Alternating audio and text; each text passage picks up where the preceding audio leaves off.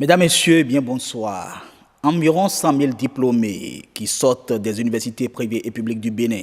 Il n'est pas exagéré de les appeler des potentiels chômeurs. Victimes du diktat des gendarmes de l'économie mondiale, pour ne pas nommer les institutions de Bretton Woods, le FMI et la Banque mondiale, l'État béninois ne peut employer tous ces demandeurs d'emploi. Il lui faut alors définir des politiques d'auto-emploi et d'entrepreneuriat. Seulement, l'État peine à trouver les bonnes solutions pour cette jeunesse. L'entrepreneuriat au Bénin, quelle solution pour la jeunesse? C'est le thème de cet entretien qui reçoit pour vous Conrad Baguidi. Il est expert sur les questions d'entrepreneuriat, président de la fondation Conrad Baguidi. Conrad Baguidi, bonjour. Bonjour. Comment est-ce que vous percevez l'entrepreneuriat au Bénin? Écoutez, merci de m'accueillir sur votre plateau. L'entrepreneuriat au Bénin, pour moi, c'est comme une nébuleuse. Nous avons depuis quelques années, on va dire maintenant 3 décennies, commencé à amorcer vraiment le développement de l'écosystème du privé. Et parce que c'est le moment qui était venu où ça devient difficile pour les personnes formées de trouver un emploi. Parce qu'avant ça, quand on sortait de l'université, parfois même de l'école secondaire, on voulait aller devenir fonctionnaire. Et donc on a compris que depuis maintenant 3 décennies, et encore plus fortement depuis 2 décennies, cet état de choses devient impossible. Et certaines personnes, certains de nos dirigeants ont pensé qu'il était bien d'impulser l'entrepreneuriat. Et donc qu'est-ce qu'on a commencé à voir? En fait, pas mal de jeunes entreprises en fait, qui se créent, des gens qui lancent leur business sans forcément avoir travaillé ce qu'on appelle le modèle économique. Donc du coup, nous avons aujourd'hui quelques-uns qui ont peut-être réussi à avoir une entreprise viable avec une personne ou 2, d'autres qui ont fermé, qui ont repris, qui ont refermé, et de très très rares qui ont pu changer d'échelle. Donc nous sommes dans un environnement dans lequel il y a des volontés, parce que le Béninois est volontaire. Nous sommes dans un environnement où il y a aussi des volontés du côté du pouvoir public, mais nous n'avons pas encore réussi à rattacher tout ça pour que ça puisse commencer à prendre vraiment de l'élan. Donc je pense que nous avons quelque chose qui est à structurer assez rapidement avant que ce ne soit trop tard. Alors, à vous entendre, on comprend aisément que les jeunes ont des difficultés à entreprendre. C'est quoi exactement le problème? Vous l'avez dit dans votre introduction, le nombre de personnes formées chaque année, qui en général sont de potentiels chômeurs, ou alors des conducteurs de Zémidjan, et j'en passe. Le problème n'est pas à un seul niveau. J'ai eu l'occasion de le dire à certaines conférences ou à d'autres entretiens, qu'il était important de se parler. Se parler, c'est ce que tout le monde dit, donc je n'innove pas. C'est-à-dire qu'à la fois qu'on forme des gens dont on a besoin, qu'on donne des compétences aux jeunes parce qu'on sait que les entreprises en ont besoin, ça c'est la première règle. Si nous formons des gens à savoir faire de beaux discours, ça va être difficile de les attendre sur le terrain pratique où ils sont en train de créer des produits ou fabriquer des choses. Voyez ? Donc nous devons trouver une adéquation entre les différentes institutions qui forment nos jeunes, que ce soit public ou privé, et justement le besoin du marché pour que ces jeunes aient une continuité normale à la sortie d'école pour pouvoir trouver ou bien un emploi ou alors savoir qu'ils peuvent apporter des services aux entreprises en créant la leur. Donc ça, c'est vraiment le premier postulat. Mais il y en a un deuxième, parce que vous savez qu'il y a des initiatives qui naissent tous les jours, des gens qui ont envie d'impulser l'entrepreneuriat au Bénin, qui font des choses, qui lancent des initiatives. Mais ces initiatives ne sont pas toujours accompagnées. J'en veux pour preuve, voilà, ça fait 2 éditions que nous avons faites d'un concept que vous avez connu qui s'appelle la Boss Academy, mais nous sommes que du privé, nous apportons quelque chose, on va dire, au niveau de nos jeunes frères, etc. Je pense que ce n'est plus à prouver que cette expérience a donné ses preuves. En tout cas, voilà, vous allez revenir. Donc, je pense qu'il y a une certaine implication ou une organisation, en fait, des différentes initiatives susceptibles d'améliorer l'écosystème d'entrepreneuriat qui permettrait cela. Ça, c'est le deuxième postulat. Après, j'en ai un troisième. Le troisième, c'est le cadre dans lequel on fait tout ça. Voyez-vous, lorsque, il y a quelques années, je pense qu'il y a une dizaine d'années maintenant, que la notion de l'entreprenant a été lancée, discutée auprès des différents pays de l'UEMOA pour sortir le statut de l'entreprenant, il a été constaté que beaucoup de gens ont envie de faire des choses, beaucoup de gens ont envie d'entreprendre, mais très rapidement, ils ont aussi envie de rester dans l'informel. Voyez. Mais si le fait de quitter l'informel, c'est de mettre en risque l'initiative qu'on vient de lancer, ça n'encourage pas les gens. Donc vous voyez, il y a aussi cette logique-là, cette dimension à travailler pour que quelque part l'entrepreneuriat devienne quelque chose de possible. Après le reste, on pourra en parler. Oui, vous avez énuméré un certain nombre de difficultés, mais il y a une difficulté dont on entend parler souvent, le financement. Est-ce que c'est un réel problème? Alors c'est ça justement le point que j'allais évoquer après. Le financement ne peut être un problème. Il faut d'abord avoir l'idée. Moi je dis toujours, il faut pas se bloquer par le financement, bien que ça puisse devenir un problème plus tard, mais au moins ça va être un problème qui pourra être traité. Pourquoi? Parce qu'avant de s'embêter, avant de s'enquiquiner sur le financement, il faut être sûr de son modèle. Il faut être sûr qu'on a construit quelque chose qui est rentable, avec les bases minimales qu'il faut mettre en place, à savoir, j'ai un produit, c'est un produit innovant, c'est un produit intéressant, c'est un produit qui répond à un besoin. Je dis produit, mais c'est pareil pour un service. D'accord? Il répond vraiment à un besoin, j'ai identifié ma cible, et je peux apporter mon service ou mon produit, et je sais qu'il va être vendu. Et d'ailleurs, même je le teste. D'accord? Ça, c'est fondamental. Quand je n'ai pas un produit, je ne peux pas, ou en tout cas au moins un prototype, je ne peux pas commencer à me casser la tête sur le financement. Bien sûr qu'il faut y réfléchir. Après, il faut que je sache vraiment le vendre, ce produit-là. Ça veut dire que je sais en vanter les mérites, je connais ses caractéristiques vraiment, ou alors quelqu'un m'accompagne pour savoir en parler. Et quand j'ai ces deux éléments-là, oui, je peux commencer à lancer quelque chose avec mes capacités. Mais si on met devant la question du financement, en général, on passe à côté de l'essentiel. Parce que l'entrepreneuriat, c'est aussi un entraînement. Vous savez? Donc moi je dis qu'il vaut mieux dans notre société ici, dans laquelle, on va dire, les entreprises ne sont pas forcément de très grosses entreprises et le marché non plus n'est pas très grand, il ne faut pas avoir peur de se tromper. Et quand on a essayé de faire quelque chose et qu'on ne sait pas tromper, je vous assure que le financement devient beaucoup plus aisé. Donc là, on peut parler à la fois d'un emprunt, on peut parler d'un financement d'un partenaire, ou bien on peut parler d'élargissement de capital, on peut parler d'equity. Voilà. Donc il y a plusieurs dispositifs qui existent, mais qui ne peuvent s'activer que lorsque le modèle économique, il existe, il est réel, il est viable. Alors, quelle est la part de responsabilité de l'État? Puisque nous avons évoqué un certain nombre de problèmes, mais on n'a pas parlé de l'État. L'État, quand même, doit pouvoir faire quelque chose pour ces jeunes. Alors, moi, oui, on a parlé un peu de l'État, c'est vrai, mais pas en termes de responsabilité, d'accord? Parce que je pense que la responsabilité, elle est partagée. Nous avons tous la responsabilité, à la fois nous qui sommes des acteurs du monde de l'économie privée, notamment dans le domaine de l'entrepreneuriat, à la fois nos institutions qui forment la jeunesse, à la fois, effectivement, l'État. L'État dans le sens où il doit apporter un cadre, il doit s'intéresser aux initiatives, il doit même poser les règles dans lesquelles on forme les gens, etc. Donc, les différents diplômes. Vous savez, on a l'habitude de former des gens qui ne savent pas faire. Il faut former à savoir-faire. Former à savoir-faire relève d'adéquation entre l'aptitude de la personne avec un produit à la fin. Je ne sais pas si je me fais comprendre. Si. Il faut que ce soit concret.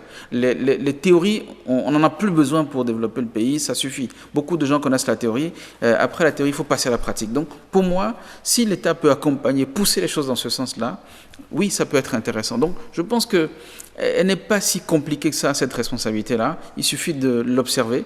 La solution n'est pas de dire, voilà, nous avons 2 milliards de la Banque mondiale ou bien tel autre milliard des institutions du Bretton Woods, comme vous étiez en train de dire tout à l'heure. Non, c'est vraiment de descendre sur le terrain et de voir ce qui marche, de voir ce qui réussit sur le terrain pour voir comment accompagner, mais bout par bout, etc., pour que ce soit des modèles viables et durables. Voilà. Vous aviez affirmé dans les colonnes d'un quotidien béninois, Matin Libre, le 12 août 2016, je cite, « La jeunesse constitue pour nous un véritable levier de développement. Conrad Bagdi, qu'est-ce qu'on peut faire pour que ce levier nous amène au développement? Je vais parler des solutions, puisque nous avons énuméré beaucoup de problèmes tout à l'heure. D'abord, les solutions par rapport au financement. Alors, le levier de développement que représente la jeunesse, il reste, effectivement. Je ne me souvenais pas j'ai affirmé beaucoup de choses. Bon, en général, j'essaie de rester cohérent. Je pense que les leviers ne sont pas que des leviers de financement. La jeunesse en elle-même, c'est l'avenir, qu'on le veuille ou non. Mais c'est déjà le présent. C'est déjà le présent. Parce que c'est 75% de nos jeunes qui ont moins de 30 ans. Donc c'est quand même énorme comme taux. Donc on ne peut même plus parler du futur. C'est aujourd'hui même que ça se passe. Alors, la jeunesse elle-même représente un levier pour le développement. Maintenant, tous les outils qu'on va pouvoir lui apporter ou qu'on va lui permettre, auxquels on va lui permettre d'accéder, seraient également des leviers de développement. Je veux citer par exemple le numérique. Je veux citer par exemple la production agricole. Je veux citer la formation. Il y a différents domaines dans lesquels on doit les accompagner avant de parler du financement. Mais vous savez, au Bénin, on a un problème. Et je pense que c'est assez prononcé au Bénin. Et ça, c'est une forme de financement, je tiens à le dire. Les entreprises qui naissent au Bénin, pour la plupart, sont de toutes petites entreprises, voire des micro-entreprises, en gros, qui sont réduites à la personne. Après, au bout d'un an, ça peut passer à 2, c'est très lent en plus, parce que les affaires, il paraît, ne tournent pas. Bon, ça, voilà, pour certains, d'accord ? Donc, mais en même temps, c'est normal. Quand j'ai un produit pour lequel c'est moi-même qui fais la fabrication, c'est moi-même qui fais le marketing, c'est moi-même qui fais le commercial, c'est moi-même qui fais la comptabilité, c'est moi-même qui fais je ne sais pas quoi, et la logistique, ben, excusez-moi, mais je n'ai pas forcément toutes les compétences pour faire tout ça. Un problème de professionnalisation, en fait. Alors, de professionnalisation, on va dire... Oui, c'est davantage de la professionnalisation. Et de normalisation aussi, parce que... Alors, la normalisation va venir après. Je veux déjà dire que lorsque c'est une toute petite entreprise, oui, où il y a toutes les compétences qui sont concentrées dans une seule main, en général, le produit qui en sort, il est relatif. D'accord ? Il n'est pas forcément, n'a pas toutes les chances d'être très performant. Et donc, pour qu'il soit performant, il faudrait accepter d'avoir une capacité, une surface financière plus importante. Et donc, pour pouvoir adresser et faire venir d'autres compétences, c'est-à-dire en matière de gestion, en matière commerciale. Et donc, ce qui est le plus simple, c'est l'actionnariat. Mais je ne connais pas beaucoup d'entrepreneurs au Bénin qui acceptent de travailler avec 1, 2, 3 autres personnes. C'est difficile d'ouvrir son capital, son petit capital de 500 000. Je comprends, hein, on aime bien avoir la chasse gardée, mais c'est bien de dire, voilà, celui-là, tel qu'il parle de mon affaire, je crois en lui, il veut investir chez moi, il ramène 3 millions, je l'accepte et j'ouvre le capital. Ça, c'est une possibilité. Donc, c'est une forme de financement. Et ce que moi, j'essaie de prôner, c'est aussi de voir dans son domaine, si par exemple, je suis dans le domaine de l'agriculture et que je connais quelqu'un qui a réussi dans ce domaine-là, moi, je suis jeune, je vais le voir en disant, voilà, moi, j'ai un modèle qui marche. Évidemment, il y a tout le système de protection qui peut exister. Ça, il suffit d'aller à l'ONAPI, on accompagne la jeunesse là-dessus, en tout cas, toute personne qui veut protéger son idée.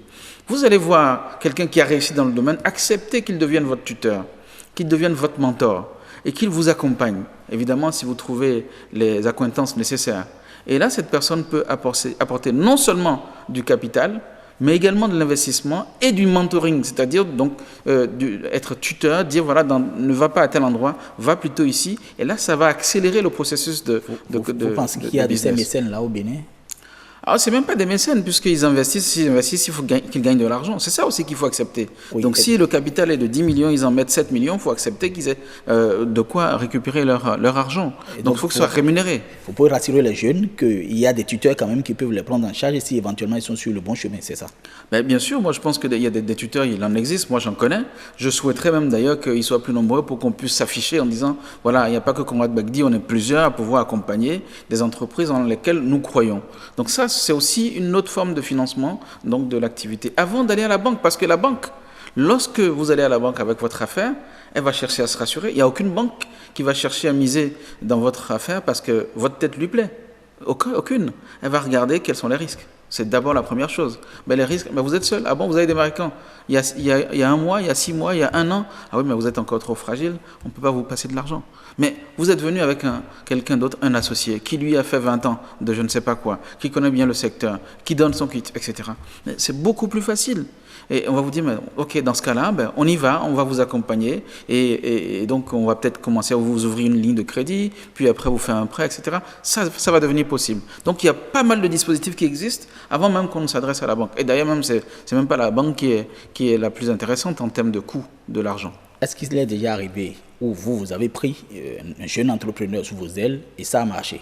Alors, je l'ai fait sans investir parce que, comme je vous ai dit, les jeunes, c'est pas ce qui les intéresse le plus. Mais comme moi, j'ai déjà l'habitude d'aider des dizaines et des dizaines de jeunes, peut-être même je peux me permettre des centaines au Bénin, je peux les laisser en fait voir que ce qui m'intéresse, c'est de les voir émerger et pas d'aller gagner de l'argent avec eux. Donc ici au Bénin, non. Ailleurs, oui. Je l'ai déjà fait et ça a déjà marché. Mais je vous ai dit, au Bénin, on a une autre spécificité qu'il faut continuer à accompagner. Quand nous parlons de formation, ça c'est aussi un module qu'il faut prévoir dans les formations des jeunes si on veut les amener à l'entrepreneuriat. Et parlons rapidement de formation, puisqu'on a l'impression qu'il y a une inadéquation entre la formation, la disponibilité des curricula sur le terrain et l'entrepreneuriat. Et ça, je le disais tout à l'heure, donc je vais juste rapidement l'approfondir. Bien sûr. C'est que les formations doivent être pratiques. Il faut faire en sorte que les gens, quand on les forme, dès la deuxième année, qu'ils puissent aller en entreprise, qu'ils puissent faire des choses concrètement pendant 3 mois ou 6 mois. Il faut créer l'alternance pour que les gens puissent étudier un peu, qu'ils aillent travailler un peu dans les entreprises. Donc cette proposition, je l'ai déjà faite à certains responsables au niveau de la Chambre de commerce, mais pour l'instant, on n'a pas encore eu l'opportunité de creuser. Mais ça se fait par ailleurs, on l'a déjà expérimenté. Moi, j'accueille des alternants régulièrement dans mes entreprises, dans d'autres pays. Nous allons être pratiques en deux mots. Donnez-moi quelques étapes que quelqu'un qui a envie d'entreprendre doit franchir. C'est-à-dire, première étape, idée, deuxième étape, aller voir un aîné, ainsi de suite. Écoutez, vous avez commencé par la première étape. Ça, c'est vrai. Il faut avoir une idée. On ne peut pas se lever pour créer une entreprise si on n'a pas d'idée. C'est fondamental. Mais moi, je dirais qu'il y a une deuxième étape qu'on ne va pas vous citer souvent. Il faut le sentir dans le ventre. C'est pas parce qu'on a une idée qu'on peut créer. Il faut le sentir dans le ventre. C'est-à-dire, il faut se coucher la nuit et tourner dans son lit en pensant à l'idée. La conviction est de toute réussite. C'est fondamental. D'accord ? Donc, à partir de ce moment-là, il y a quelque chose qui se prépare. Une fois qu'on a l'idée, on va se dire, tiens, comment il peut se faire de manière concrète ? Et on va commencer on va choisir d'en parler à 2-3 amis, des gens proches, pour voir un peu quel serait leur ressenti. Et ça nous permet de nous projeter, en fait, sur quelle peut être la réalité de cette idée-là. Dès lors qu'on sent que ça commence à prendre, on va vérifier maintenant la véracité par rapport à son environnement. Où est-ce que je peux apporter cette idée-là ? Et est-ce que cette idée-là répond à une problématique ? Donc ça, c'est la troisième étape. Il faut s'assurer que ça correspond à un besoin. Mais parfois, on peut observer différemment. Quelqu'un qui a l'expérience de l'entrepreneuriat, il peut commencer par le 3. C'est-à-dire, il identifie un problème et il cherche à en apporter une solution. Et donc, l'idée naît de la solution. Donc, vous voyez, la première étape devient la deuxième. Alors que le fait au départ, vous avez l'idée, ça marche, ou bien vous avez il y a un problème, vous cherchez une idée pour répondre à ce problème-là. Dans tous les cas, quel que soit le chemin que vous avez pris, il faut arriver maintenant à sentir l'idée sur le terrain, identifier la cible. Quel peut être mon marché ? Où est-ce que je peux vendre ça ? Qu'est-ce que ça peut me rapporter ? Est-ce que ça va être rentable ? Est-ce qu'il y a des concurrents ? Et là, on commence à se poser des questions du business plan. On doit forcément arriver donc à un business plan avec éventuellement quelque chose synthétique au départ, mais vraiment une réalité sur combien je peux vendre, où, à combien, quelle marge, avec quelle personne, dans quelles conditions, avec quel processus, etc. Et là, il y a besoin d'un peu de formation quand même sur comment construire son business plan. Et donc après ça, on peut démarrer l'entreprise parce qu'on a des actionnaires ou bien parce qu'on a réuni un petit budget, etc., avec prudence. Nous avons quelques minutes pour finir et nous allons rapidement parler. Vous avez été, de vos projets plutôt, vous avez été initiateur de quelques projets. Je cite par exemple Boss Academy. Les jeunes que vous avez sélectionnés, que vous avez suivis, sont devenus quoi ?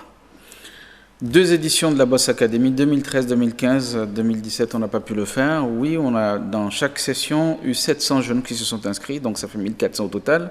10 jeunes qui ont été accompagnés, à chaque fois ça fait 20 au total. Et nous avons à peu près 80% qui ont créé leur entreprise. Et certains, 2 ou 3 parmi eux, ont créé 2 entreprises.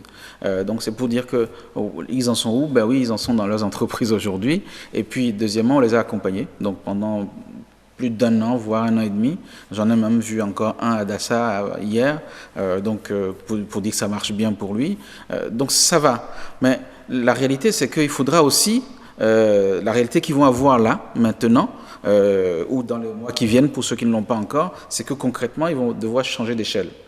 pour essayer de grandir, pour essayer de s'enrichir un peu plus. Et là, la question que vous posiez sur le financement va être, on va dire, sur le terrain. Ils vont devoir traiter avec cela. Parce que quand on a appris à faire des choses, on cherche à grandir, on commence à être connu. Donc il faut pouvoir saisir les opportunités nouvelles qui arrivent sur le terrain pour élargir son offre. Et là, il faut pouvoir trouver des financements. Donc, je trouve qu'il y a aussi d'autres jeunes au Bénin ici qui auraient bien aimé être aidés. Et donc, on attend toujours les autres éditions ou d'autres éditions de Boss Academy. Et pour finir, nous allons rapidement parler de la fondation Conrad Baguedi qui a créé à Savalou un centre d'entrepreneuriat et de numérique. Ce centre, ça sert à quoi? Quel est son rôle? Et quel est le profil pour participer à vos formations? Moi, je pense que l'expérience de l'entrepreneuriat au Bénin doit être de plus en plus pragmatique. À savoir, pragmatique et en même temps performante. Pragmatique, ça veut dire qu'aujourd'hui, on ne peut plus imaginer une entreprise sans le numérique. Donc, l'agriculteur dans son coin doit savoir comment ça se pratique ailleurs d'entretenir son terrain pour avoir une tomate bio ou en tout cas une tomate qui sorte d'un environnement sain.